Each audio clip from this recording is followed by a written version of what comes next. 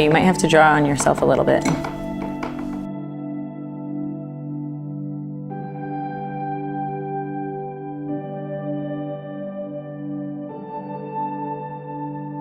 Jackie, this weighs more than you. This is so heavy.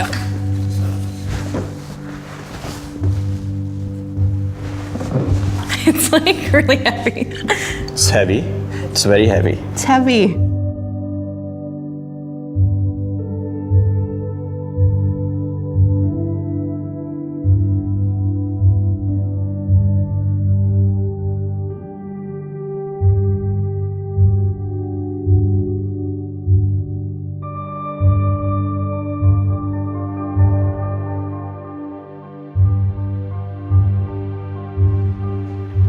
Unbelievable.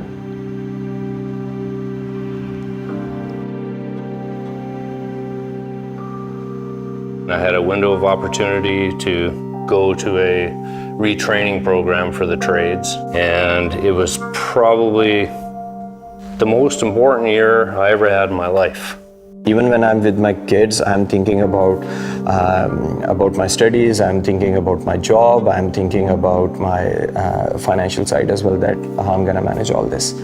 On top of my full-time studies, I also have 2 part-time jobs. I won't be able to start saving up for, say, a mortgage or buying a house. That's what I've done for over 35 years, is work hard.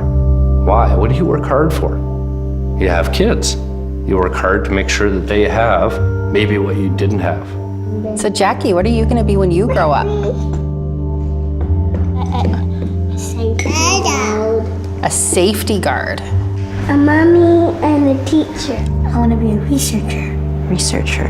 I think we let our kids down. And then when they do get the chance, I want to go and learn something, we hit them with a financial burden. I find it really heartbreaking, honestly, to think that it's going to compromise my daughter's childhood. It's something you don't want to happen, to see your children disappointed. No, you can't pursue your dream of becoming a researcher or becoming a scientist in the future. Till the day they walk out that door and you hope they make it. But you're never free as a parent, because you know that door can always swing both ways. It's really kind of a shattered world that they're coming into. It's hard. It's hard to watch them.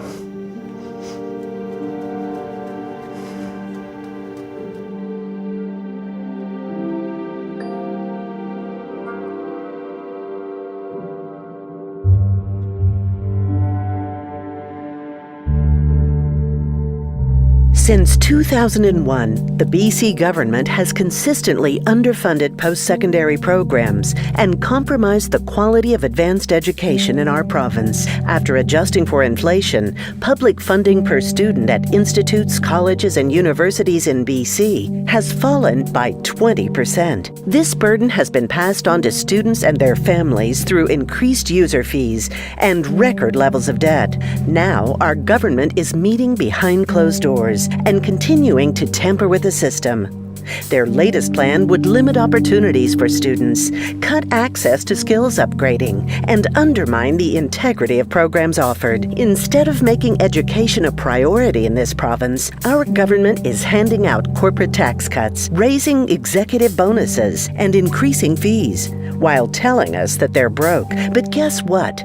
We're not broke. Since 1983, BC's resource-rich economy has more than doubled in size, even after accounting for inflation and population growth. The latest provincial budget surplus shows that we can afford to invest in post-secondary education. We have the money, we just need to get our priorities straight. When it comes to education, we can't afford to be second best in any area. So let's invest in an education system that is truly advanced and ensures that we're ready for whatever the future might bring.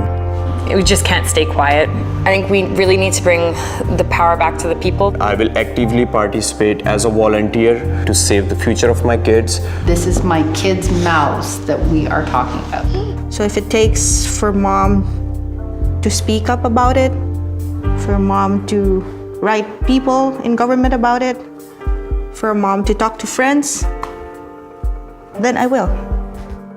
Post-secondary is where we come together to imagine, draft, test, and build for the future. Post-secondary is the birthplace of possibility. We're working together to make sure that our students have options and choices that make sense, that we have the knowledge, tools, and training to be the best, and that our education system is second to none. It's time to restore full funding to post-secondary education. We're the people who work and teach at British Columbia's institutes, colleges, and universities. Join us at openthedoors.ca.